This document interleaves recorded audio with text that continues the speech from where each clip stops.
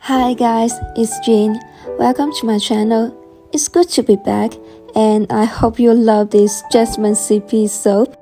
I started off by weighing shea butter and coconut oil, as well as this Jasmine Infused Camellia Oil, which has been infused for about 10 months. Camellia oil is not that common in Australia, in soap making, because it's not produced in Australia and it's quite expensive here. It's a light oil that can be easily absorbed into the skin without leaving a greasy feeling. Now we get this pure infused oil.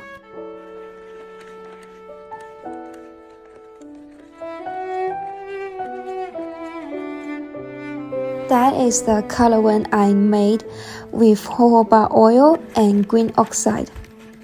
I just use a small amount of it, but it comes out a really nice green color. I feel so comfortable watching this. And now we need to stick back for a while to heavier chase.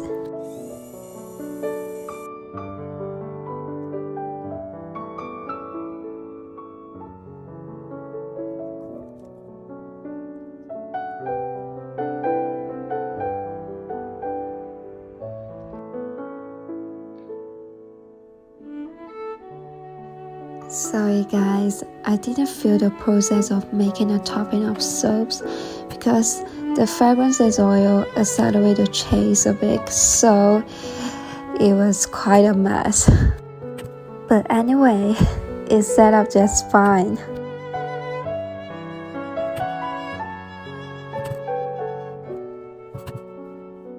And here's the ones which has been cured for 2 months.